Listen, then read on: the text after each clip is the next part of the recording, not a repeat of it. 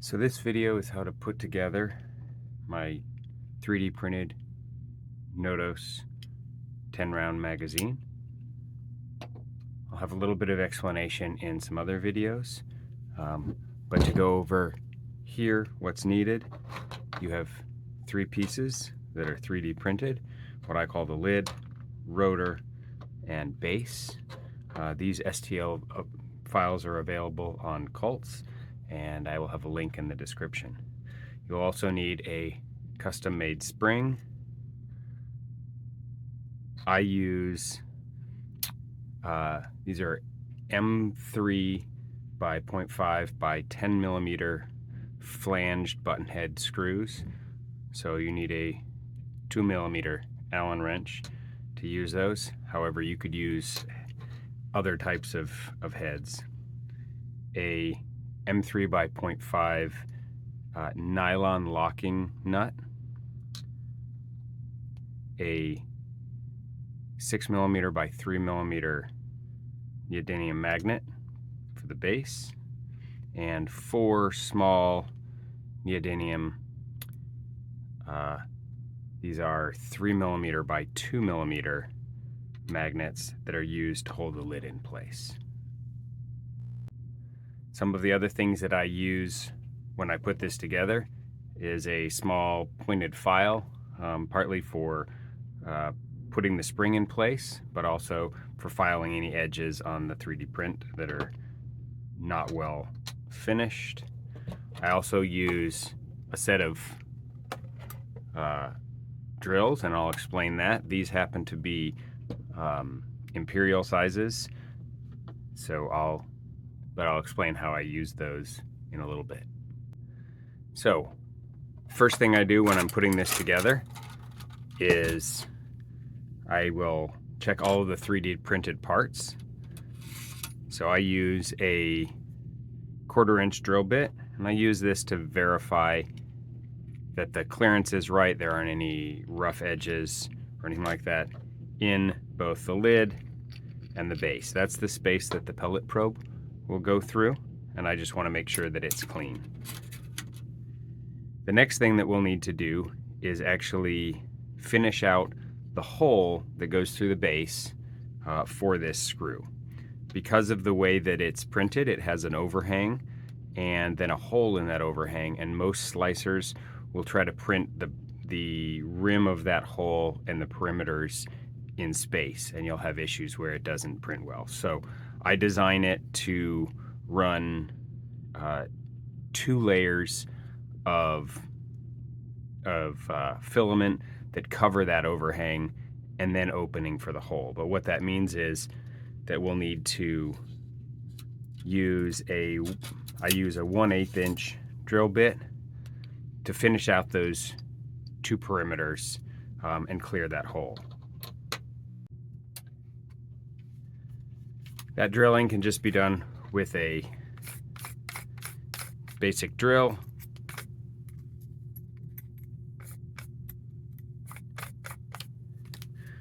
The 3D printed hole works as a guide, so it's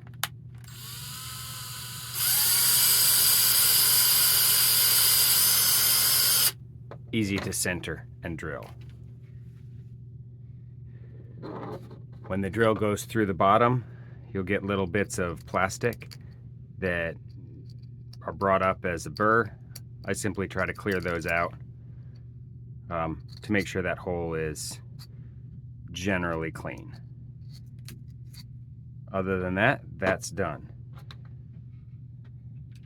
Since sometimes 3D prints are not exactly dimensional, the hole in the rotor also sometimes needs a tiny bit of a drill through so that our screw will simply slide through. The next thing I do is place the M3 by 0.5 nylon locking washer. So the nylon locking washer it's a steel nut, but the nylon is placed inside the bottom of the screw threads, and what that does is it allows it to hold the screw tightly so that it won't back out, even though the screw is not tight on the rotor. And that'll allow the rotor to spin, but keeps the screw from backing out. The hole in the bottom that's printed, and this depends a little on your printer's dimensional accuracy. I have it so that essentially it can start. I don't want this hole to be too loose, so it's a little bit flared at the beginning and then becomes pretty tight. And so what I do is I use the screw through there as a way to pull that nut into its space. And by doing that, it'll be both straight and firmly in place. So as I mentioned, I just use the screw and it pulls that nut into a relatively tight slot in the base. Now you'll notice essentially what we need, you can pull it all the way in and there's a shoulder or an overhang that it'll fit against, but what you need to make sure is that it is below the surface of the base so that it won't get in the way when you try to use the magazine. The next step is to insert a custom spring, and I have another video that'll be linked below in the description on how to make this spring. There is a slot directly opposite the hole in the bottom of the base that is in the center there. This may be hard to show, but the inward pointed end of the spring needs to go into that hole. And this is often most easily done using the tip. A small screwdriver would work as well to guide that into position. Once it's in, you now have the spring attached through that. Now, the outward bend slides into this slot in the rotor. And you'll notice that it essentially is at rest in this type of position. We need to rotate it back past the stop and give it a slight bit of preload and then slide in the nut. The nut can be now, or the screw can be now tightened down into the nut, and this is where that nylon locking nut is useful. We want to move it. If you go too far, this won't easily turn, so you just back it off until it freely spins but is not loose in the hole. And so that is the installation of the rotor. The next thing we'll look at is the magnet that's installed to keep the magazine in the right position in the air rifle. So because this hole was printed sideways, there's sometimes a little bit of roughness in the top of that overhang. I use for imperial sizes, it's 15/64, but simply all I'm doing is removing any rough edges. Depending on your printer, this can likely be done without cleaning up that hole if you don't have an issue with overhangs. This 6x3 magnet will fit into that hole. However, you need to make sure that it's oriented correctly to match the magnet that is in the air gun. To make sure the magnet is correct, you can either use a previously made magazine and make sure that you're matching the polarity, or you can also take that magnet, slide it into the breech area, and you'll notice it sits to that magnet, and now I know that this surface needs to be on the bottom. which means then we can simply use this. I just press it in with my printer and its settings. That's a snug fit. If it's a little bit looser, you can also use a little bit of super glue in that hole when you press in the magnet. One thing you need to make sure is that that magnet is pressed all the way in. You'll notice right now it's still a little proud of the surface. Use any kind of hard object, in this case an Allen wrench, and press that firmly in. You can also do this by pressing the bottom edge against something hard, you know, like a wall or the floor.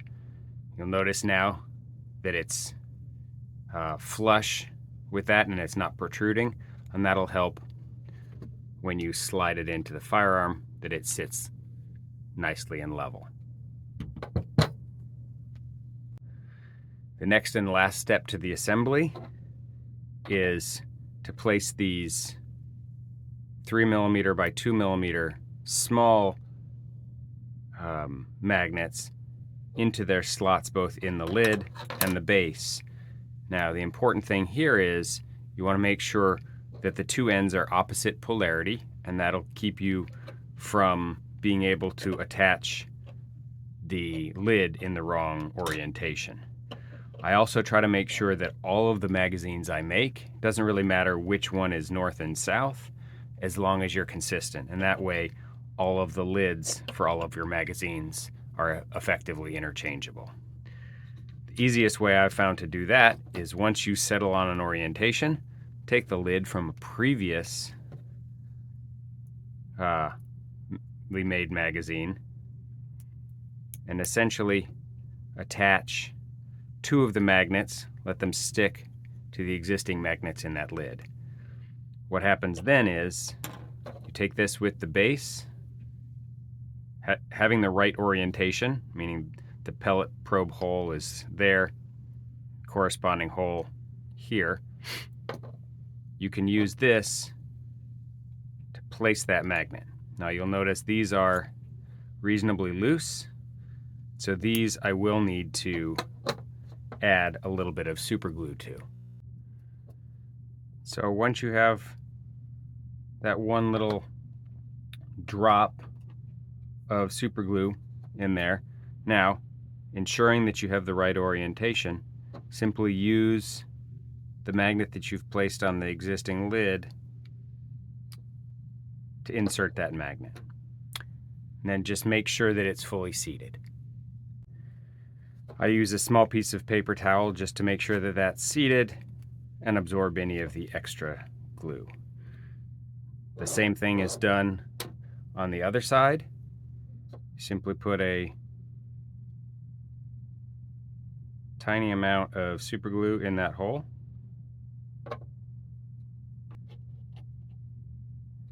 And then use the magnet that you've placed on the pre-existing lid, this matching, again, the orientation, to slide in, place that, and then clean off any excess. So that places the magnets in the base, and now you can use that base to place the magnets in the lid, meaning now I can take these final two magnets, they'll attach in the right direction and polarity. Now this would just fit over those. We'll use the corresponding end once we put some super glue in these to then attach that magnet. So I'll do that quickly.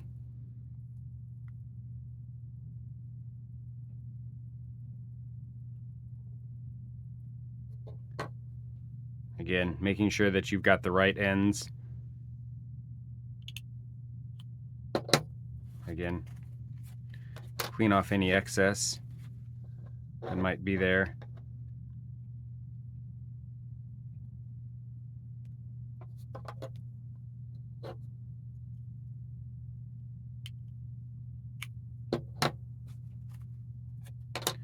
And these dry, obviously super glue very quickly.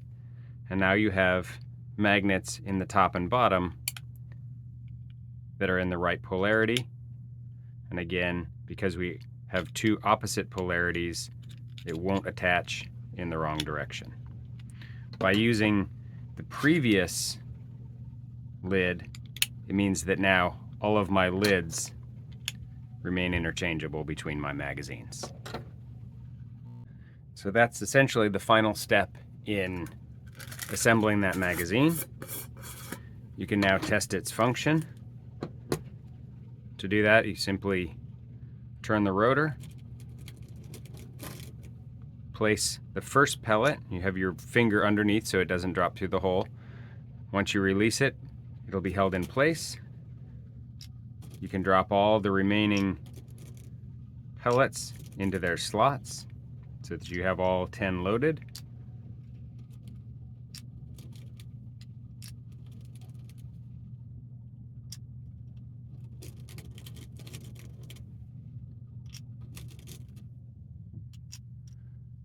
There, it's fully loaded.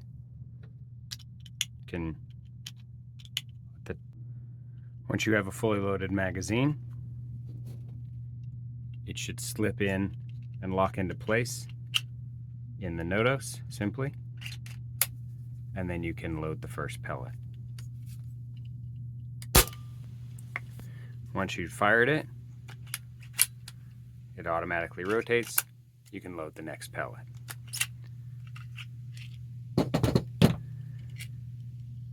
You then can proceed as normally. I'll do this outside the gun to show you the indicator function. So you'll notice when you have 4 shots remaining, the rotor becomes visible through that hole. That's 4, 3, 2, 1, and then the rotor blocks the pellet probe, so you know it's empty. If you need to have a slight adjustment to the spring strength, I explain that in the video on how to make the spring. But that's your functioning and assembled Notos 10-round magazine.